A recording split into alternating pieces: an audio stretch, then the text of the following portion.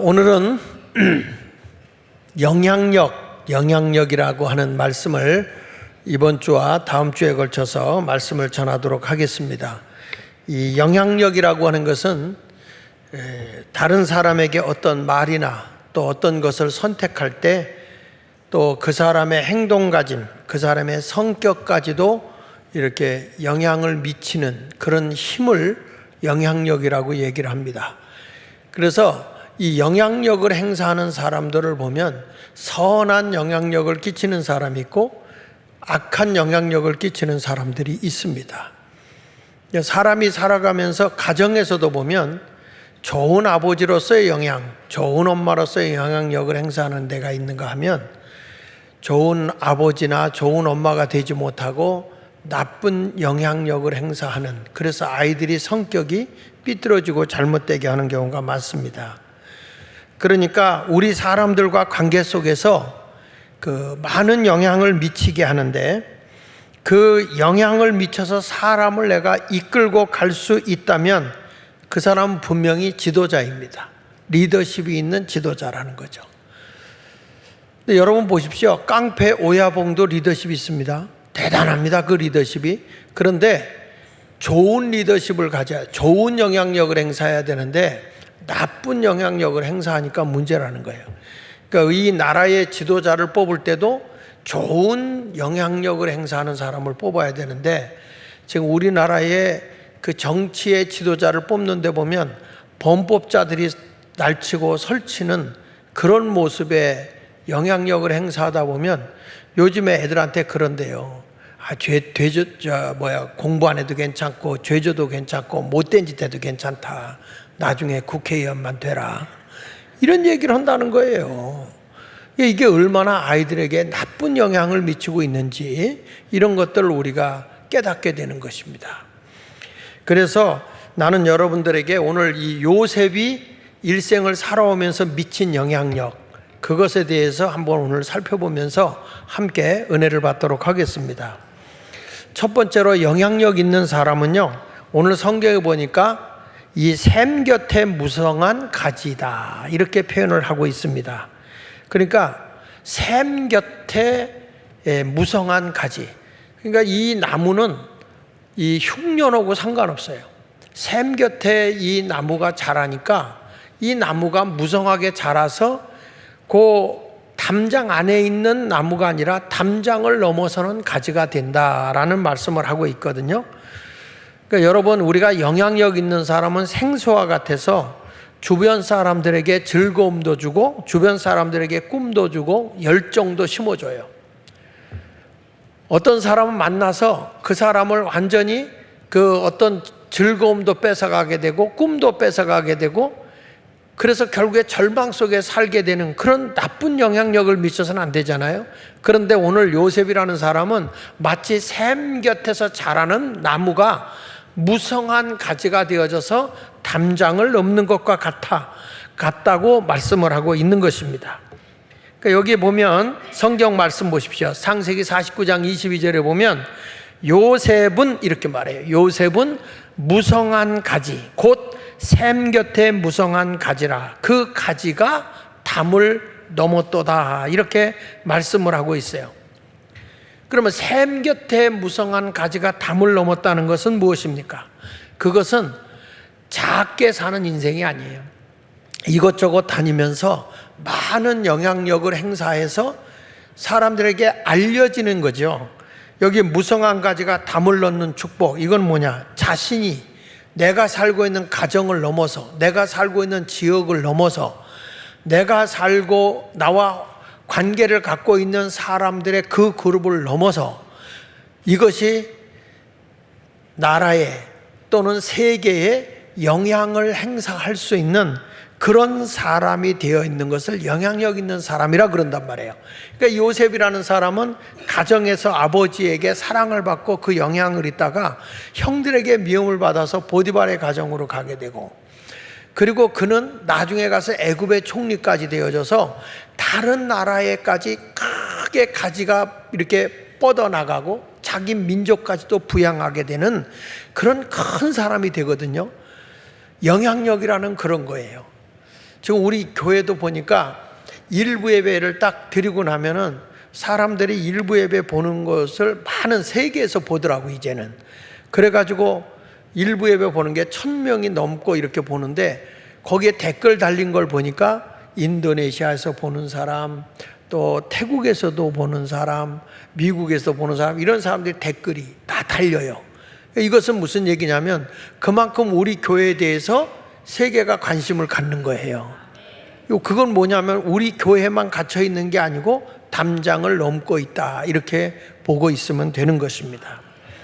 그래서 요셉이라고 하는 사람이 이렇게 애굽의 총리까지 되도록 다른 사람에게 많은 영향력을 행사할 수 있는 사람이 된 것은 그가 무성한 가지가 되었기 때문이라고 말씀하고 있는 거죠. 여러분들도 요셉과 같이 하나님과 동행하는 사람이 되면 하나님이 그에게 힘을 주고 능력을 주어서 영향력 있는 사람이 되는 줄로 믿습니다. 교회는요, 영적인 샘터예요. 여러분들이 교회에서 이렇게 딱 신앙에 영적으로 이게 딱 자리를 잡고 가면 쭉쭉쭉쭉 자라요.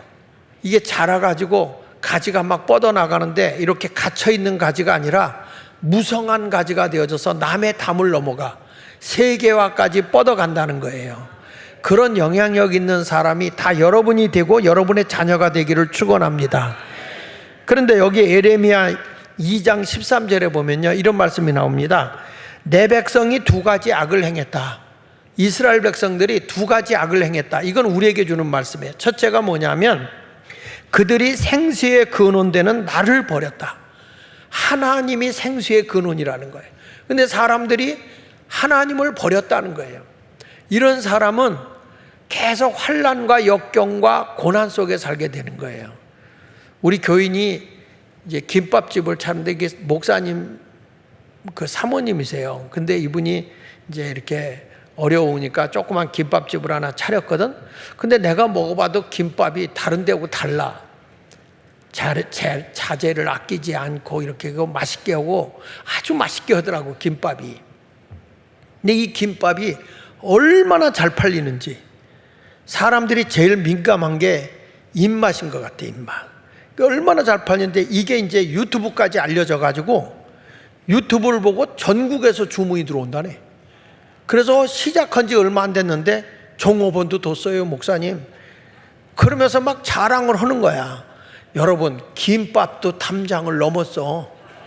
김밥집도 담장을 넘어서 이렇게 전체적으로 이렇게 알려지는 거예요. 사람이라는 것은 모든 것도 마찬가지야. 이렇게 하나님이 나와 함께 해줘야 되는데, 여기 보세요. 생수의 근원이 되는 하나님을 버리니까 그건 말라질 수밖에 없잖아요. 여러분의 삶은 점점 흥황하고 있습니까? 말라지고 있습니까? 말라지는 이유는 생수의 근원 되신 하나님을 버렸기 때문인 거예요. 그 다음에 또 하나는 뭐라고 그랬냐면 스스로 웅덩이를 판 것인데, 내가 뭔가 여기다 기반을 쌓고 여기다 뭔가를 많이 집어넣어야 되겠다. 그래서 내가 뭔가를 이렇게 솟아나게 해야지 그 웅덩이를 팠다는 거야. 내가. 그러니까 내 노력으로 무엇인가를 내가 이루어내야지. 그리고 웅덩이를 팠는데 성경은 이렇게 말해요. 그것은 그 물을 가두지 못할 터진 웅덩이다. 너희들이 아무리 애를 쓰고 또 노력하고 애를 써서 뭔가를 쌓아놓으려고 해도 하나님이 터뜨려 놨기 때문에 너희들의 수고가 헛되다, 이런 얘기예요. 여러분, 우리 인생은요, 하나님 앞에 늘 관심을 두고 생활해야 돼요. 제 아내가 며칠 동안 한 2주, 3주 가까이를 그렇게 기침을 하고 감기가 낫질 않아요. 병원에 가서 주사를 맞아도 안 낫고, 그 주사를 그렇게 맞고 뭐 약을 먹고 그래도 기침을 계속 하는 거예요. 제 아내에게 제가 이런 얘기를 했어요. 이제 내 앞에서 약을 먹길래 이런 얘기 했어요. 여보, 기도하고 먹어. 모든 것은 하나님이, 이 약은 의사가 내 병 고치는 게 아니라고. 하나님이 나를 함께 해줘야 돼. 그랬더니 그러니까 그냥 습관적으로 먹은 거예요. 기도 안 하고. 여러분, 내가 하루하루 아침에 일어날 때 제가 제 아내를 흉보는 게 아니야. 그게 여러분이니까. 그냥 기도 안 하고 작은 것이라도 감사합니다. 하나님 함께 하십니다. 주님, 이게 내 몸에 들어가서 이 음식이 소화될 때 내 몸의 모든 병균을 없애버리게 하시고 내 약한 부분이 강해지게 해주시고, 이렇게 밥을 먹더라도 음식이 들어가서 소화될 때 나의 건강이 되게 해달라고 하나님 앞에 기도하면, 성경은 이렇게 말해요. 내가 무슨 독을 마셔도 해를 입지 않는다. 이게 성경이잖아요. 그리고 귀한 걸 먹으면서 이게 귀한 음식이 내 몸에 들어가서 나에게 건강을 주십시오. 하나님 나를 지켜주십시오. 이렇게 기도하란 말이죠. 그러면 하나님은 여러분에게 뭐가 된다고 그러냐면 생수의 근원이다. 그래서 생수의 근원. 그래서 우리 하나님과 함께하는 사람이 되면 여러분들은 담장을 넘어 다른 사람에게 좋은 영향력을 미치는 그런 사람이 될 줄로 믿습니다. 자, 요셉이라는 사람을 봅시다.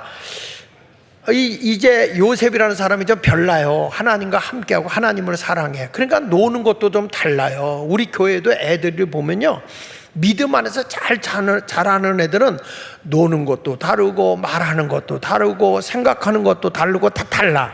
애들이 행동하는 게 달라요. 우리 이제 조전혁 전도사님은요, 다 교회 오잖아. 오면 꼭 교회 정문 앞에서 탁 서서 기도하고 들어옵니다. 이분은 오늘도 좀 늦은 것 같아 내가 보기에. 그러면 서둘러서 들어와야 될 거 아니야? 그냥 꼭 서서 보라는 듯이 한참 기도해요. 이게 삶이 그래, 삶이. 근데 평상시에도 내가 이렇게 멀리서 보면 꼭 들어올 때, 교회 들어올 때 그냥 들어오지 않아. 하나님이 함께 하도록 기도하고 들어오더라고요. 근데 이 요셉이라는 사람이 어려서부터 가정에서도 보니까 아버지가 보기에 이게 싹 씹었어. 달라. 떡잎부터가 다른 거예요. 그래서 아버지가 사랑을 했거든. 그랬더니 형들이 아버지의 사랑을 너무 독차지하다 싶으니까 미워하는 거야. 여러분, 우리가요, 사람들이 나에게 상처를 주고 힘들게 할 때가 있잖아요. 근데 그런 거에 대해서 원망하거나 불평하지 마라. 하나님께 맡기고 기도하시라고요. 왜? 그것이 하나님이 원하는 길이기 때문에 그런 겁니다. 그래서 요셉이 형들에게 미움을 받아서 팔려가죠. 그 가정에 아버지의 사랑받는 자리에서 팔려가는 거예요. 이게 뭐냐면 하나님은 지금 여기에서 담장을 넘게 하는 거예요. 너 이 사람이 그냥 아버지 밑에 있으면 평생 뭐가 되느냐? 아무것도 안 돼. 그냥 목동밖에 안 돼. 목동밖에요. 근데 하나님은 이 사람을 지금 큰 가지로, 지금 큰 나무로 지금 키우고 있거든요. 그래서 미움을 받아서 형들에게 보디발의 가정에 노예로 팔려갑니다. 얼마나 고생했겠어요, 노예로. 그런데 그가 이상해요. 기도하면서 일을 하니까 요셉이 손만 대는 밭은 농사가 달라. 아이, 목사님 그럴 리가 있겠냐고. 제가요, 강화에 가서 부흥회를 할 때, 오래전이죠. 강화에 가서 여기 그 집회를 하면서, 여러분, 똑같은 논이라도 하나님이 기도하면 거기서 30배, 60배, 100배가 나오는 거라고. 똑같은 농지인데 다르다고. 그런데요, 거기에 권사님 한 분이, 남자분이 이런 얘기를 하는 거예요. 목사님, 제가요, 세 자녀를 키우는데 학비 대기가 어려워요. 농사 짓는 내가. 근데 지금 우리나라에 이상기온이 와가지고 쌀 농사가 이게 안 된다는 거야. 다 이게 알이 들지 않고 쌀이 알이 된다는 거야. 그러면 이번 농사는 망했다는 거야. 그래서 자기는 새벽 기도 끝나면 항상 논에 가서 기도를 한다는 거야. 하나님, 나는 이것밖에 없어요. 애들 뭘로 키워요? 하나님이 모든 걸 주관하시잖아요. 여기에 농사 잘 되게 해주세요. 그렇게 기도를 했답니다. 그런데 수확철이 돼서 보니까 그 다른 데 농사 짓는 사람은 전부 다 강화에 그 쌀이 전부 다 이게 제대로 들지 않고 쌀이 된 거야. 이게 그러니까 헐값이지, 헐값. 근데 이 권사님 쌀은 알이 더 팅팅하게 굵은 쌀이 들어앉은 거야, 이게. 그래가지고 쌀값이 더 비싸졌는데 자기 쌀은 이렇게 해가지고 하나님이 복을 더 줬다고. 남이 안 될 때 하나님은 해결해 주셨다고. 여러분, 이삭도 그렇잖아. 비가 안 와서 흉년든 때 이삭에게만 하나님이 복을 주잖아요. 100배나 복을 주잖아. 100배. 남이 안 될 때 하나님이 되게 하는 거예요.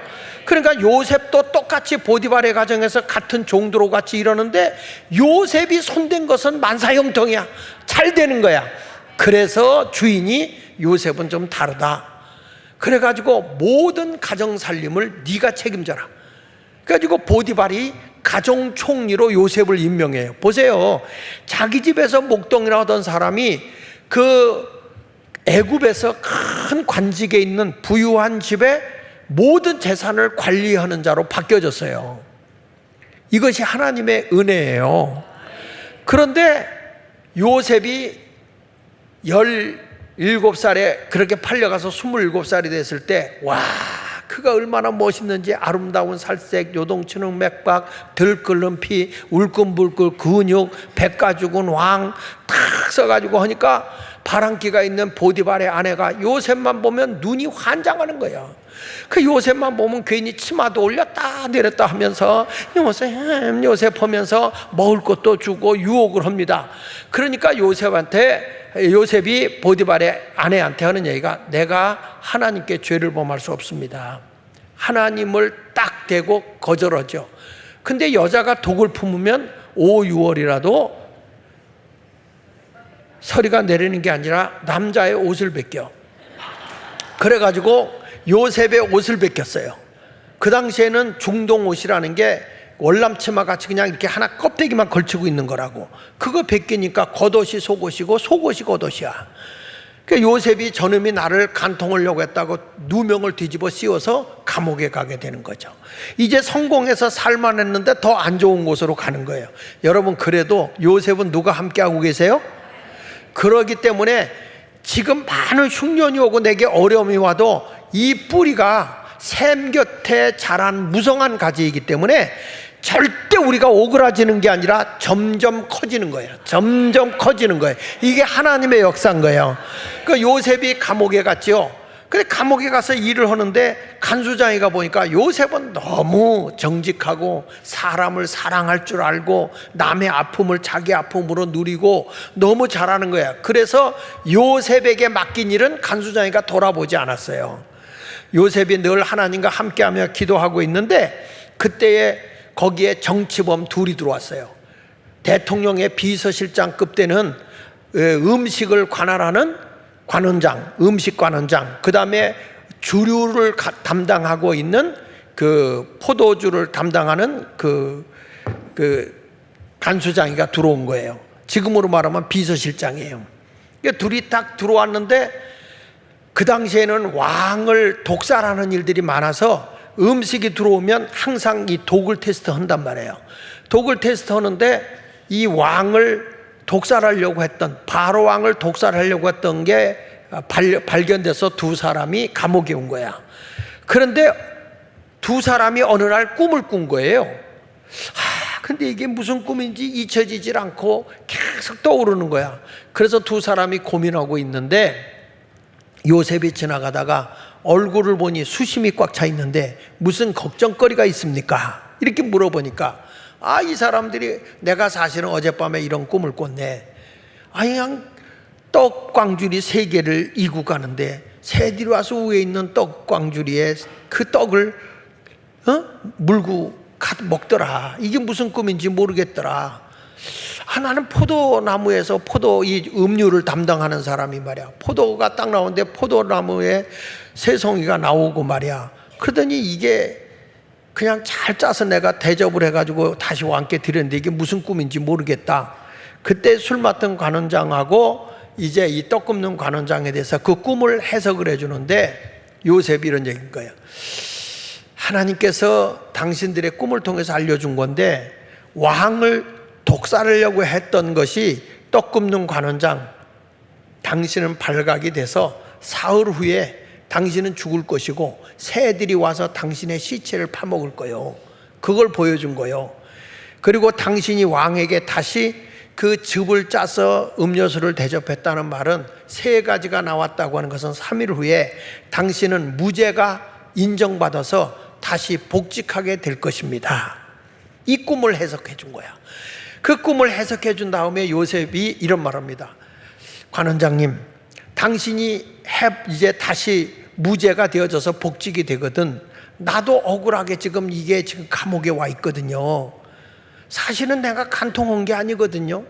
그런데 간통하고 뭐 이렇게 해가지고 2차 저차, 4차 저차, 기차 열차, KTX 때문에 내가 여기 와게 됐으니 왕에게 복직하면 왕한테 잘 말씀해서 나도 좀 여기서 나가게 해 주십시오라고 사정을 한 거예요. 그러나 여러분, 한 사람의 간통죄로 왔다고 하는 이 보잘것없는 사람을 왕한테 얘기하겠습니까? 그래서 우리는 구차하게 사람에게 구걸할 필요 없다.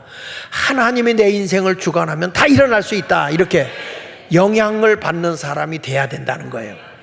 그래가지고 요셉이라는 사람이 아무리 기다려도 그게 안 오죠. 그러던 어느 날 바로왕이 꿈을 꾼 거예요. 바로왕이 꿈을 꿨는데 보세요. 요셉이라는 사람이 점점 나무가 커지고 있어요. 정치인들까지 만나서 커진 거예요. 그리고 나서 바로왕이 하루는 꿈을 꾼 거야. 꿈을 꿨는데 나일강변 앞에 아주 밭이 푸르청청한 밭이 나오더니 거기서 살찐 7암소가 풀을 뜯어먹는 거야. 아주 풀을 맛있게 먹는 거예요. 그러다가 조금 있다가 바짝 마른 7암소가 나와서는 살집 7암소를 잡아먹는 거예요. 와, 저 식은땀이 줄줄 나는 거예요. 세상에 어떻게 소가 소를 잡아먹지? 이런 꿈이 어떻게 꿔지는 거야? 그러다가 또 이제 일어나서 땀을 닦고 있다가, 성경엔 땀을 닦았다는 얘기가 안 나와요. 근데 그러다가 일어나서 다시 잠이 들었는데 또 꿈을 꿨는데, 아니 거기서 충실한 벼이삭 같은 게 쭉 7개가 나오더니 다시 밑에서 쭉정이 벼이삭 7이 나와서 충실한 벼이삭을 삼켜먹는 거야. 7개를. 와, 근데 그 삼키는 것이 험악하고 무시무시해. 그 잠도 안 들어. 그래서 이게 무슨 꿈인가? 박수무당들을 불러다 놨고 이 꿈을 해석해봐라 가지고 막 신내림에 구슬하면서 당당당당 대제는 내 거냐? 아니다, 내 거다. 정성이 부족하여 시래떡이 서럽구나. 씨씨씨 하면서 막 푸닥거리를 하면서 이게 무슨 꿈인고? 그랬더니 모르겠다. 이렇게 되는 거예요. 몰라, 전혀 몰라. 그때에 누가 왕의 고민하는 걸 보고 이 술 맡은 관원장이 왕이요, 사실은 말이야 내가 감옥에 있을 때 요셉이라는 사람이 있습니다. 그 사람은 억울하게 지금 감옥에 간통죄로 들어왔는데 아주 용합니다. 꿈을 그대로 해석했는데 그 꿈 해석한 대로 됐습니다. 이런 사람 없습니다. 그랬더니 빨리 요셉을 데려와라. 그 요셉한테 데려와서 내가 이런 꿈을 꿨는데 이게 무슨 꿈인고? 딱 듣자마자 하는 얘기예요. 왕이요, 그 두 꿈은 같은 꿈인데 하나님이 확실하게 하기 위해서 2번을 꾸게 한 것입니다. 살찐 7암소가 풀을 뜯어먹고 있는 것과 충실한 벼이삭 7이 나온 것은, 그것은 앞으로 이 애굽이라는 나라에 7년 동안 대풍년이 될 것을 하나님이 보여준 것입니다. 그런데 바짝 마른 7암소가 와서 살찐 암소를 삼켜버리고 또 쭉정이 벼이삭이 나와서 7개를 삼켜버린 것은 뭘 의미하느냐? 그것은 바로 7년 흉년이 7년 풍년의 것을 다 삼켜버릴 것을 보여준 것입니다.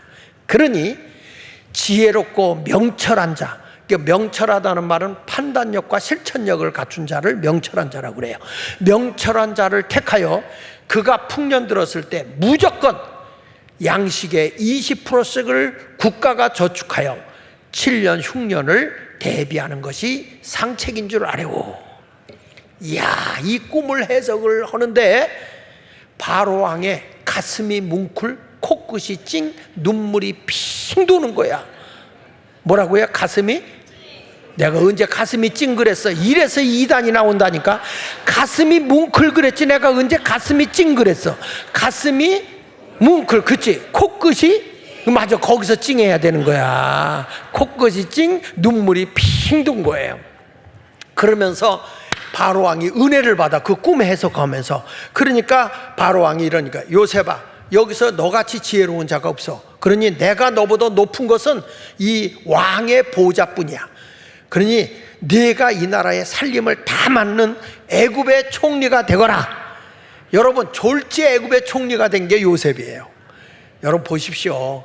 일개 목동이 그리고 보디발의 종이, 그리고 죄수였던 요셉이 간통죄로 감옥에 있던 죄수가 하루아침에 애굽의 총리가 됐어요. 나는 그때 억울한 누명을 씌워준 그 여자는 어떻게 됐을까? 그게 궁금한데 성경엔 안 나와. 이 다음에 천국에 가서 내가 한번 좀 물어보려고 그래요. 근데 여하튼 요셉이라는 사람이 애굽의 총리가 돼서 그 물질을 그대로 7년 동안 막 사람들이 막 야단하는 거야. 왜 이렇게 세금을 많이 걷느냐, 이제 창고에 쌓을 것이 없는데 왜 난리를 저렇게 많이 걷어갔냐, 별짓을 다 해도 눈 하나 깜짝하지 않아요. 그리고 7년이 지난 후에 양식을 그냥 공짜로 주지 않아. 팔았어. 아, 우리 없습니다. 그럼 농토를 팔아. 농토도 팔았어. 가축도 가져와. 국가가 다 관리하고, 그리고 세계의 돈을 다 가지고 와서, 성경엔 안 나오지만 에집트에서 그 지역에 역사적으로 뭐랬냐면 화폐 개혁을 합니다. 지금은 달러가 세계화 돈이 되지만 그 당시에는 애굽의 세계 경제를 휘어잡은 거예요. 애굽이 지금의 에집트죠. 이게 에집트 문명이요, 그게. 그러니까 여러분 보십시오. 한 사람이 영향력 행사가 세계화 되는 거예요. 나는 오늘 오신 여러분들이 하나님의 은혜를 받고 이런 영향력 있는 사람이 되시기를 예수 이름으로 축원합니다. 보세요. 요셉이라는 사람 무성한 가지가 돼서 담을 넘잖아. 여기에 머물러서 우리는 여기에서 그냥 자꾸 이것도 그거 하는데 담장을 넘어가는 거예요. 세계를 넘어가는 거예요. 이런 모습이 돼야 될 줄로 믿습니다. 그래서 여기 창세기 39장 2절로 3절에 보니까 여호와께서 요셉과 함께 하심으로 그가 형통한 자가 됐다 그랬잖아요. 여러분도 하나님과 함께하면 하는 일마다 만사가 다 형통해요. 할렐루야. 형통이라는 게 뭔지 아세요? 우리나라 사람들 뒤로 자빠져도 뭐라고 그러죠? 코각. 이거는 안 됐나? 불통이요. 아니, 뒤로 자빠졌는데 왜 코가 깨집니까? 그건 옛날에 신발이 없어서 일본 사람들의 그 게다짝 신고 다닐 때 뒤로 넘어졌는데 다리가 올라가면서 게다짝이 붕 떠요. 떠가지고 자빠진 사람 코를 쾅 때려요. 그러니까 코가 깨지는 거야. 뒤로 자빠졌는데 코가 깨졌다. 그래서 나온 거거든. 근데 어느 할머니가요, 새벽 기도를 하고 가다가 잔돌 있는 데서 미끄러져 가지고 뒤로 벌렁 넘어졌는데 코는 안 깨졌는데 뒤통수가 깨진 거야. 아야야야야. 그래가지고 이렇게 손을 대보니까 뒤통수에 돌멩이가 베겼더래. 얼마나 세게 넘어졌는지. 그래서 이놈의 돌멩이 그렇게 뽑아갖고 보니까 세상에 다이아몬드더래. 그래서 예수 믿는 사람은요, 뒤로 자빠져도 다이아몬드가 백인데, 믿거나 말거나 하여튼.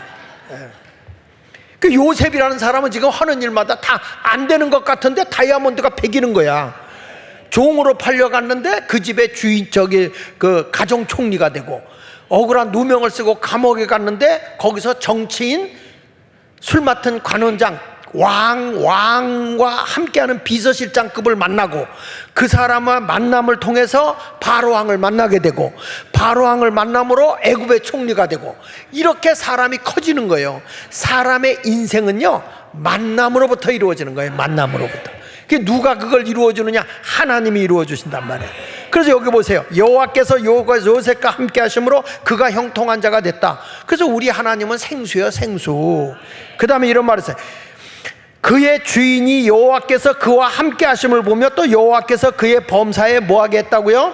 형통하게 했다. 여러분들이 정말 이런 형통함을 얻어서 세상 어디에 가도 좀 좋은 영향력을 행사하시기 바랍니다. 남한테 빌붙어서 빌빌대고 살지 말고요, 내가 있는 거 가지고 막 베풀면서 영향력 있는 사람이 돼야 되는 거예요. 그 영향력 있는 사람은, 여러분 혹시 성룡이라고 아세요? 성룡, 이 사람 아시죠? 이오 하고 막 이렇게 하는 사람이 있어요. 홍콩 배우죠, 배우. 근데 이 사람이 자기 재산이 얼마냐면 4천억인데 그걸 사회에다가 내놓겠다 그랬어요. 4천억을. 이건 무슨 얘기냐? 이제는 나만의 먹고 사는 게 아니라 이게 담장을 넘는 거야, 이게요. 그 뭐냐면, 이 사람이 그 자식도 있는데 왜 그렇게 많은 걸 내놓냐 그랬더니 이런 말 했어요. 유산을 사회에 기부하는 이유에 대해서 내 자녀가 능력 있으면 물려줄 필요가 없다. 지가 알아서 다 산다, 능력 있으면.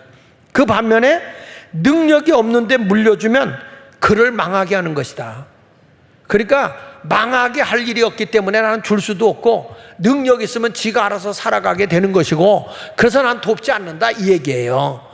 여러분, 얼마나 귀한 말씀이야. 이 사람이 이런 선한 영향력을 행사하는 거예요. 4천억을. 그리고 페이스북 마크 저커버그는 그가 이 페이스북으로 모은 돈이 미국 돈으로 450억 달러거든요. 우리나라 돈으로 환산하니까 52조야. 52조를 이 저커버그는 다 사회에다 환원을 해요. 이게 뭐냐? 나만을 가지고 있는 게 아니라 이 세상에 영향력을 행사하는 사람이 되겠다, 이런 얘기를 하는 겁니다. 우리들은 이런 얘기예요. 야, 공부 열심히 해라. 공부 안 하면, 야, 공부하면 남 주냐? 너에게 유익이 되지. 나는 여러분에게 말씀해요. 공부해서 남 주자. 공부해서 남 줘야 돼. 공부해서 내가 돈도 벌고 공부해서 많은 걸 얻은 다음에 남에게 베풀고 살아야 돼요. 이거에 대해서 예수님은 이렇게 말씀해요. 요한복음 6장 53절에 있는 말씀에 보면 53절 54절에 이런 말을 합니다. 예수께서 이르시되 내가 진실로 진실로 너희에게 이른다. 진실로 진실로라는 말은 아멘 아멘이란 뜻이에요. 아멘 아멘으로 내가 너희에게 권면하는데, 인자의 살, 예수님의 살을 먹지 아니하고 인자의 피를 마시지 아니하면 너희 속에 생명이 없다, 구원이 없다는 거예요. 예수님의 살과 피를 먹어야 생명이 있는 거다. 거기 54절에 보니까 같이 읽어볼게요. 시작. 내 살을 먹고 내 피를 마시는 자는 영생을 가졌고 마지막 날에 내가 그를 다시 살리라. 이게 무슨 말이냐 하면요, 영향력 있는 사람이 되기 위해서 지금 하시는 말씀인데, 예수님은 하나님이, 영이신 하나님이 육의 옷을 입고 이 땅에 오셨어요. 여러분, 우리가 이게 선진국으로 살다가 미개한 나라 가면 편안해요, 불편해요? 엄청 불편합니다. 지금 대한민국은요, 세계에서 가장 깨끗하고 잘 사는 나라예요. 프랑스 사람이요, 한국에 그 여행 왔다가 놀래서 기절 몇 번 했대잖아. 지하철이 이렇게 깨끗한 거 처음 보고, 지하철 안에 어떻게 저 사람들이 책을 거기서 빌려서 다음 역전에다 놓고 가고, 어떻게 이런 일이 일어나냐는 거예요. 이 프랑스에는 지하철이 화장실이 깨끗하지 않아. 화장실이 없어가지고 아무 데나 오줌 넣어서 그렇게 찌렁내가 난다는 거예요. 그리고 이 프랑스의 사람들은요, 왜 향수가 발달한지 아세요? 물이 석회석이 많아서 머리 감기가 참 거북해요. 그러니까 머리를 안 감고 향만 딜이 발라놔가지고 그냥 더덕더덕 하는 거예요. 그러니 그 냄새가 얼마나 안 좋아. 그러니까 여러분, 대한민국에 와보면 도덕적으로나 모든 문화적으로나 참 한국이 대단히 살기 좋은 게, 제가 이번에 강원도에 가서 새벽에 일어나가지고 이렇게 산책을 하는데, 이렇게 산책을 이렇게 걷는데 얼마나 우리나라가 이 산에도 잘 해놨냐면, 나무 목조 조그만 걸로 타닥타닥 이렇게 해가지고 걸어가는 길목을 편안하게 걸어가게 다 해놨어, 산 꼭대기까지. 이야, 그래서 내가 걸어가면서 이런 얘기했어요. 진짜 한국 부자 됐다. 이제는 이렇게 습속을 걸어가는 것도 나무로 다 해놔가지고 이렇게 받쳐놨으니, 야, 여러분, 대한민국 진짜 세계에서 이렇게 선진국 된 나라가 없어요. 대단한 나라야.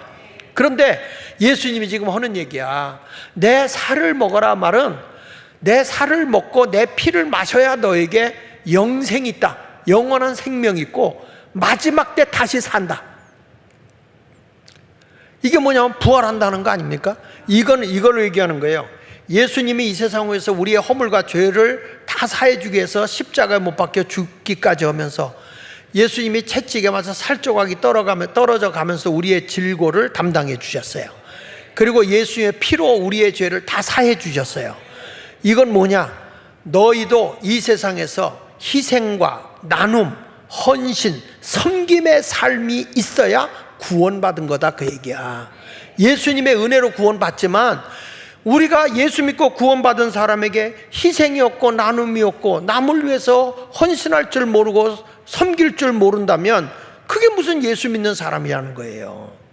오늘도 예수님께서 제자들이 많이 따라왔거든. 예수님 막 표적을 행하고 오병이어 기적을 막 행하고 그러니까 사람들이 인산인해를 이루고 쫓아왔다고. 그랬더니 예수님이 나를 따라오려거든 십자가를 지고 나를 따르라고 그랬어요.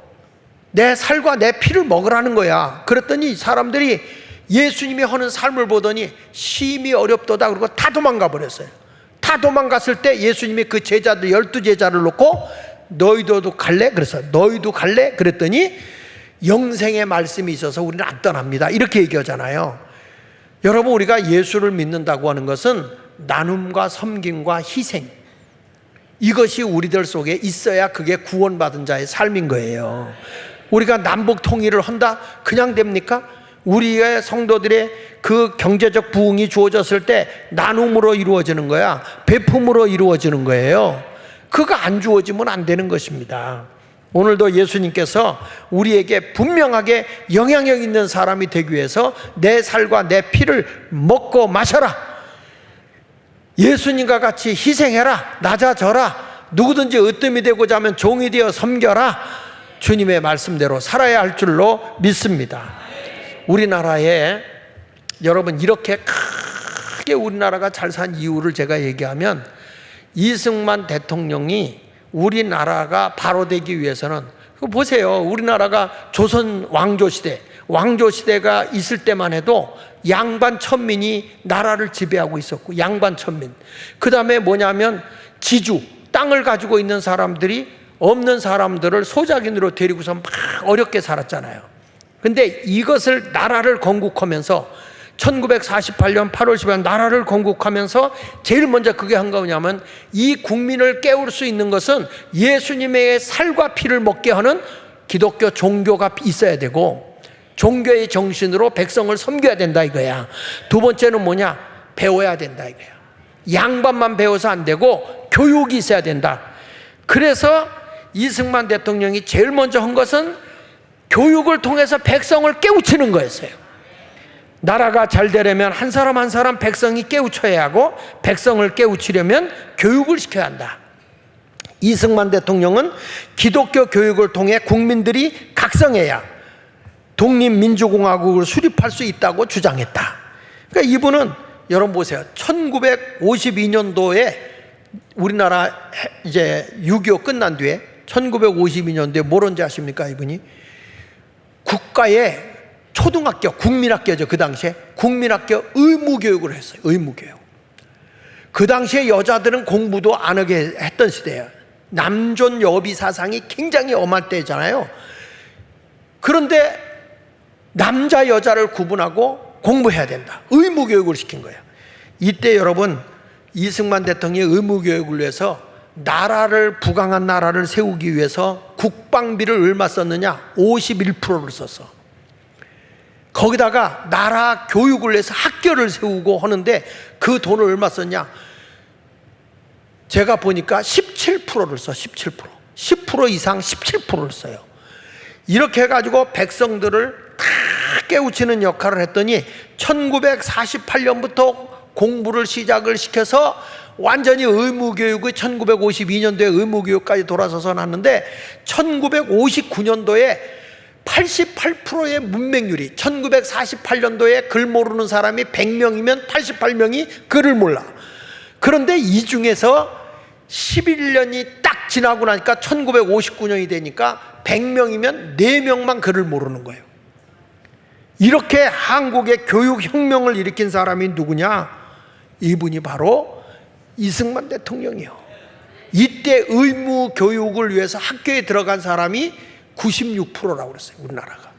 여러분, 대한민국이 이렇게 잘 살게 된 거는 그 한 지도자의 영향력, 국민을 교육시켜야 된다는 것. 그래가지고 이 교육된 사람을 통해서 박정희 대통령이 뭘 했느냐? 한강에 기적을 일으킨 거예요. 여러분, 이승만이 얼마나 대단한 사람이냐면, 하도 사람들이 이승만이 뭐 독재다, 부정이다 이렇게 부정적으로 얘기하지만, 이 한 사람은 대한민국에서는 없어서는 안 될 사람이야.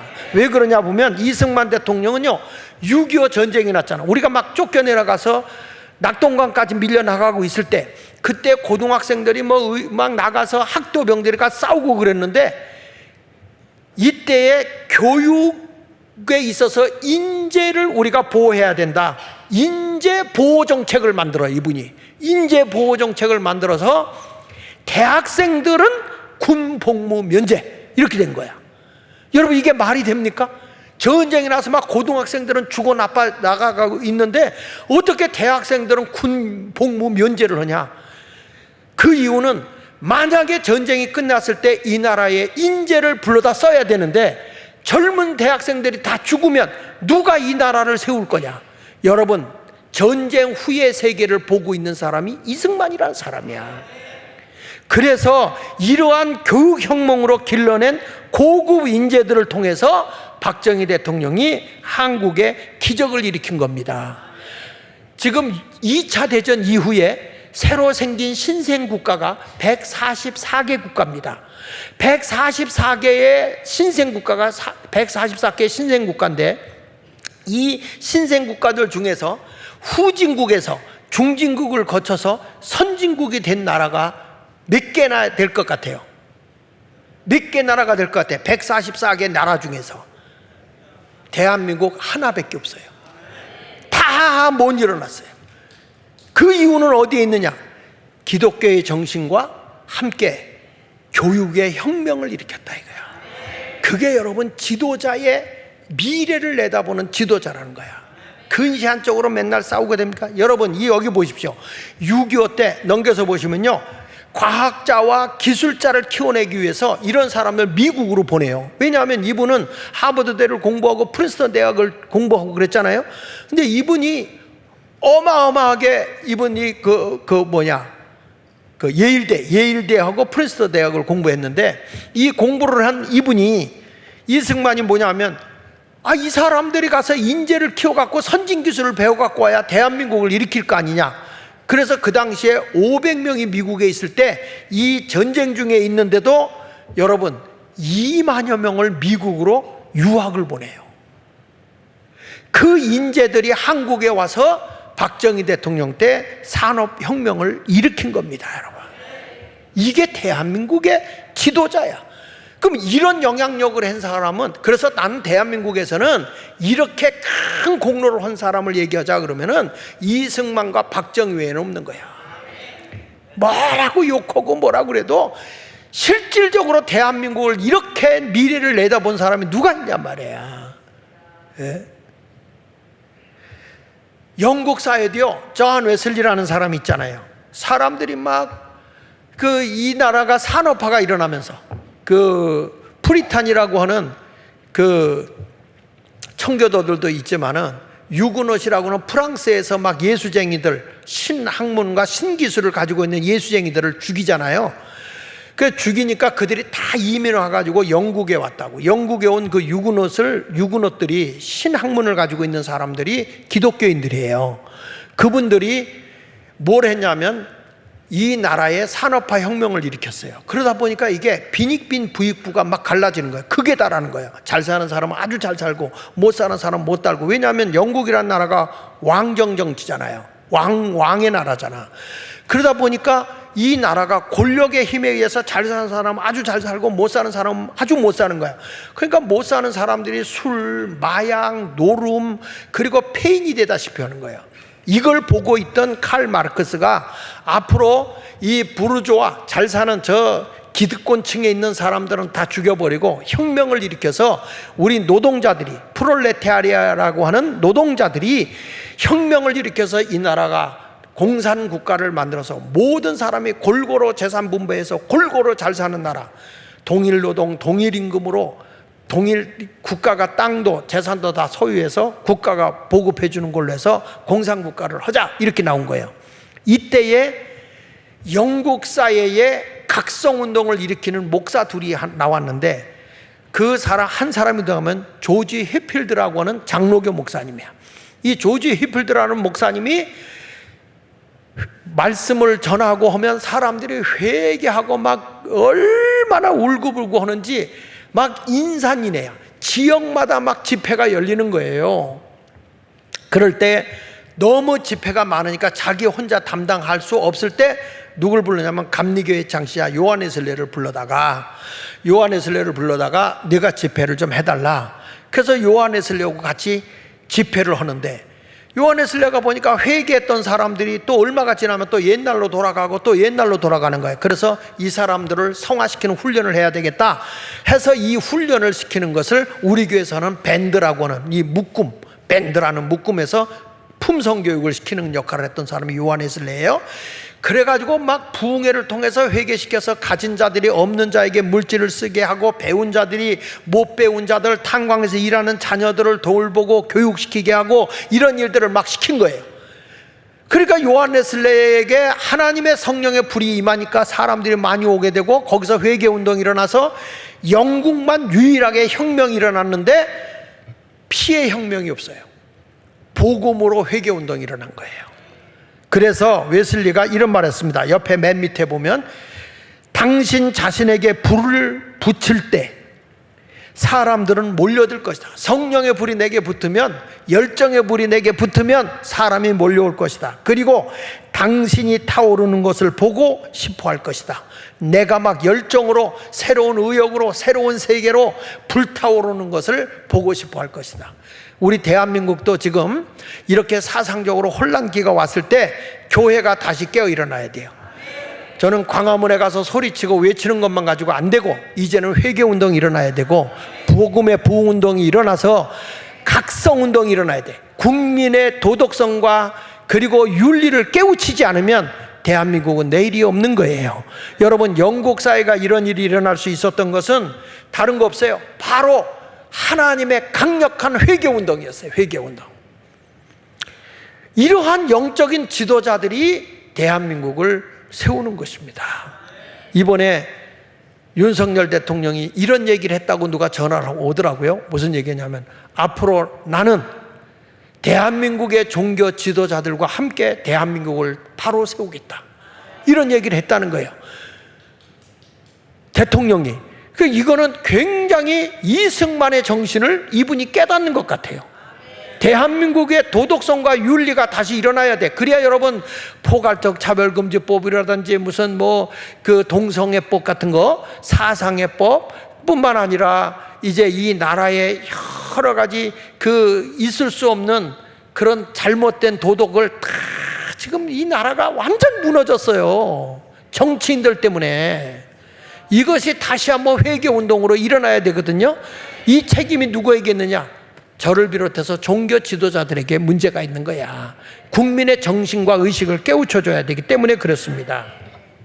그래서 오늘도 창세기 39장 2절 3절에 여호와께서 요셉과 함께 하심으로 그가 형통한 자가 되고 그 주인의 애굽 사람의 집에 있고 그의 주인이 여호와께서 그와 함께 하심을 보며 또 여호와께서 그의 범사에 형통하게 하셨다는 것처럼 여러분들도 이제는 주님과 함께함으로 희망을 가지고 승리의 삶을 살아가시기를 축원합니다. 23절에 보니까 이런 말이 나와요. 이 간수장은 그의 손에 맡긴 것을 무엇인 살펴보지 아니했다? 그 요셉이라는 사람이 점점 이렇게 폭이 넓어지는 걸 얘기하는 거예요. 영향력 있는 사람이 되어지는 거예요. 요셉과 보디발의 가정에서도 함께했고 간수장에서도 요셉에게 하나님이 함께함으로 그가 형통한 자가 되었다 그랬습니다. 다시 말씀합니다. 여기 예레미야 2장 13절 두 가지 죄가 뭐냐? 생수의 근원이신 하나님을 버리면 돼요, 안 돼요? 하나님을 꼭 의지하고 기도하십시오. 여러분, 어떤 일을 시작할 때 기도하면 절대 실패하지 않아. 하나님이 좋게 해주시는 거예요. 하나님 없이 하니까 망하는 거야. 하나님을 으뜸으로 내세우고 하면 되는 거예요. 여러분이 아무리 웅덩이를 파도 터진 웅덩이에 불과할 뿐이다, 이 말이에요. 이제부터 하나님의 뜻대로 살아가는 영향 있는 사람이 되시길 원합니다. 따라오세요. 주여, 내가 샘 곁에 심겨진 나무입니다. 아멘입니까? 이런 사람은요, 두 번째 가서 뭐냐? 하나님만 믿으면 돼. 하나님만. 따라합시다. 하나님만 의지하자. 전능하신 하나님만 의지하면 하나님이 도와주신다, 이 말이에요. 여기 보십시오. 49장, 창세기 49장 23절 24절에 보니까 거기에 뭐라고 나오냐면, 요셉은 무성한 활 쏘는 자가 그를 학대하며 적개심을 가지고 그를 쏘았다, 이렇게 말하잖아요. 활 쏘는 자가 요셉을 해하려고 활을 쏜 거야. 요셉을 해하려고 형들이 활을 쐈어요. 보디발의 아내가 활을 쐈어요. 그렇지만 하나님은 그를 어떠냐? 적개심을 가지고 그를 막 쏘아대지만 24절 같이 읽어봅시다. 시작. 요셉의 활은 도리어 굳세며 그의 팔은 힘이 있으니 이는 야곱의 전능자 이스라엘의 반석인 목자의 손을 힘입음이라. 아무리 요셉을 해하려고 활을 쏘도 하나님이 요셉을 강하게 붙잡아 주기 때문에 요셉을 해하는 게 아니라 그 화살이 튀어나가서 오히려 쏜 사람에게 해를 입는 거예요. 여러분, 우리 모두 하나님만 의지하십시오. 하나님의 은혜를 가지고 소망을 가지고 살아가면 여러분은 절망할 필요가 없어요. 지금 내가 아무리 낙심이 돼도 거기서 낙심하는 건 불신앙이야. 나에게 샘 곁에 나무여, 나는 샘 곁에 나무, 마르지 않은 생수가 콸콸콸콸 흘러넘치는 나무로서 이 가지가 쭉쭉 뻗어서 담장을 넘어가고 있는 것을 믿어야 할 줄 믿습니다. 하나님을 의지하면 전능하신 하나님이 나와 함께 하세요. 그래서 우린 넘어졌다가도 일어나고 안 되는 것 같은데 일어나는 거예요. 오뚜기 아시죠? 오뚜기. 오뚜기는 넘겨져도 다시 일어나죠. 툭 쳐도 넘어갔다 일어나죠. 노래도 있어. 오뚝 오뚝 오뚝이라는 놈이 넘어질 듯 찔 듯 하다가 다시 일어난다는, 김상국이가 부른 노래 오뚝이라는 노래가 있어. 예? 찬송가는 못 외워도 그건 외워 나는. 예. 그러니까 우리 모두도 하나님을 붙잡으면 절대 망하지 않아요. 보세요. 창세기 49장 25절에 보면 내 아버지의 하나님께로 말미암나니 그가 너를 도우실 것이요, 너를 도우실 것이요. 하나님이 누굴 도우신다고요? 나를 도우신다고. 다시, 하나님이 누구 도우신다고? 나를. 그 다음에 전능자로 말미암나니 그가 내게 복을 주시는데, 전능하신 하나님이 여러분에게 복을 주시는데 위로 하늘의 복이와 위로부터 하나님이 막 복을 쏟아 부어줘요. 하늘의 복이, 또 아래로부터 샘의 복이 막 솟아올라. 땅으로부터 막 샘이 솟아올라요. 그 다음에 젖먹이는 복과 태의 복, 자손의 복이 막 넘쳐요. 우리 큰 인물들이 되는 역사가 있기를 축원합니다. 그래서 우리는요, 내가 하나님 없이 뭘 할 수 있다, 그거는 교만이야. 하나님을 의지하고 사는 게 겸손인 거예요. 미국의 유명한 대통령 아브라함 링컨이 그런 얘기를 했어요. 자기가 어려울 때마다 그 하얀 손수건을 걸어놓고 기도를 했다는 거죠, 이분이. 근데 이 사람이 대통령을 돼서 보니까, 아니 그냥 사람들이 어떻게 흑인이라고 노예로 부려먹고 사람을 그냥 짐승같이 대하는 거야. 팔고 막 사고 죽이고 이런 걸 보니까. 그래서 천하보다 한 생명이 귀하다 해가지고 모든 사람은 피부 색깔과 상관없이, 신분고와 상관없이 하나님 앞에서 평등하다, 귀한 존재다, 그래놓고 노예제도를 폐지했잖아요. 그러니까 남쪽에서 노예를 많이 부리고 있던 백인들이 전쟁을 일으키는 거예요. 그래가지고 남북전쟁이 일어났지만 결국에 전쟁에서 누가 승리하느냐? 아브라함 링컨이 승리한 거죠. 그렇게 전쟁하고 있는데 막 코너에 몰리고 어려움이 왔는데도 링컨은 때가 되면 기도하러 들어가서 하얀 손수건을 걸어놔요. 그러면 누구도 와서 두들겨서는 안 돼. 그냥 나라가 막 급박한데도 그렇게 기도를 해. 그러고 나서 딱 나왔는데 씩 웃으면서 나와. 그러니까 밑에 있는 비서들이, 각하 지금 울어도 현찬을 파네, 어떻게 웃으실 수가 있습니까? 그랬더니 그때 링컨이 한 얘기, 울지 못할 바에야 웃기라도 하세. 예? 사람이 그렇게 대범한 거예요. 결국에는 링컨이 승리하게 된 줄로 믿습니다. 여러분, 하나님을 굳건하게 의지하면 이런 변화가 일어나는 거예요. 그래서 요셉에게 하나님의 복이 막 오는 거죠. 여기 보세요. 창세기 49장 26절에 보면요, 내 아버지의 축복이 내 선조의 축복보다 나아서 영원한 산이 한없음 같이 이 축복이 요셉의 머리로 돌아오며 그 형제 중 뛰어난 자의 정수리로 돌아오리로다. 아버지가 축복한 것, 조상으로부터 흘러오는 모든 복이 요셉을 통해서 이루어질 거다. 여러분, 이렇게 축복의 통로가 되는 자가 되시기를 축원합니다. 그래서 저는요, 이 다른 나라 링컨이 그렇게 남북 노예제도를 없애고 막 이런 얘기를 했다고 하지만, 우리나라의 역대 대통령 가운데 이승만 대통령은 뭘 한지 아십니까? 우리나라에 농지개혁했죠? 농지개혁했죠? 농지개혁을 하니까 뭐가 없어진지 아시죠? 우리나라 왕정시대 때 그 지주와 소작인을 없앴고요, 양반과 천민을 없애버린 거야. 이 개혁을 한 겁니다. 그래서 이 대천덕 신부가 이런 얘기를 했어요. 왜 한국이 하나님의 크신 축복을 받는지 아는가? 왜 하나님의 큰 복이 대한민국에만 144개 나라 중에 어떻게 한국만 선진국이 될 수 있고, 내가 우스개로 얘기하지만 사실 한국이요 정말 잘 사는 나라예요. 제가 볼 때는 세계에서 가장 풍요롭게 행복하게 사는 나라가 대한민국이라니까. 세계 다녀보라고요. 한국은요 손님이 와도 걱정이 없다니까. 미국은요 갑자기 손님 오면 큰일 나, 먹을 게 없어요. 우리는요 밥 보고 있는데 오잖아, 상관 안 해. 국 하나 더 뜰 수 있어요. 왜? 물만 조금 더 부고 소금 더 넣으면 돼요.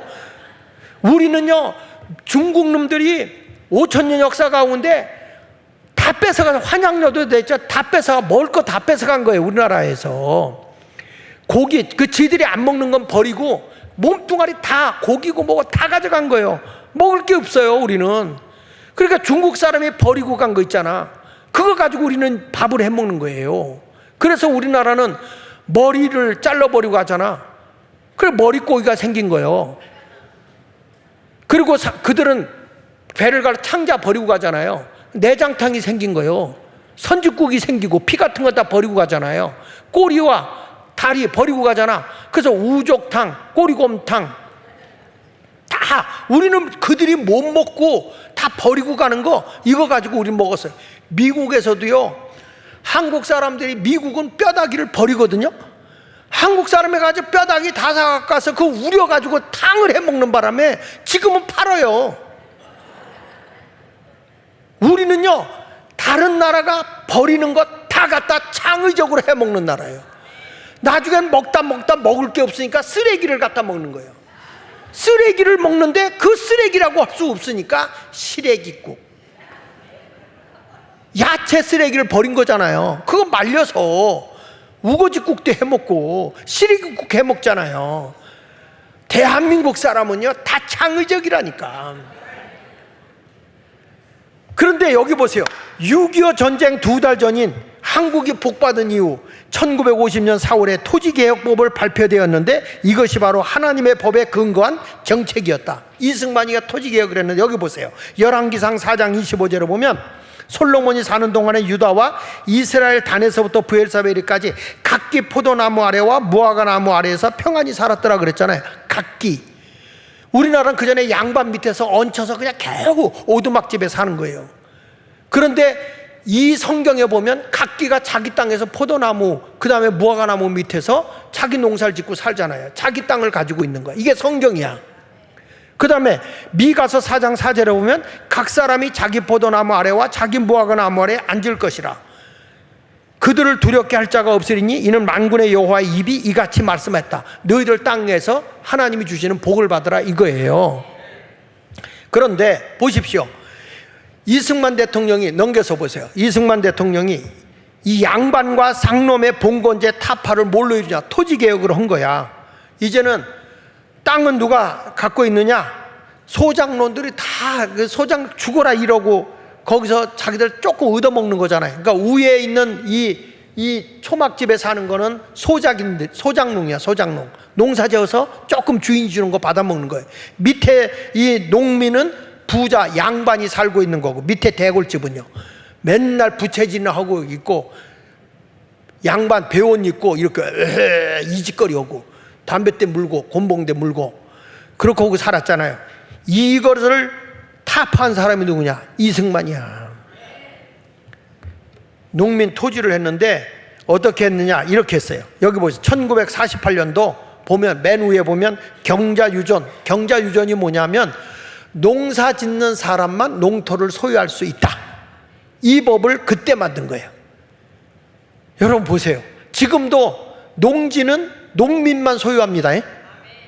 일반인은 소유하는 거야. 그거 소유하면 불법이야. 농민만 소유. 이게 이승만 때 세우는 거예요. 그래서 1948년 7월 17일 농지는 농민에게 분배하며 그 분배의 방법, 소유의 한도, 소유권의 내용과 한계는 법률로 정한다.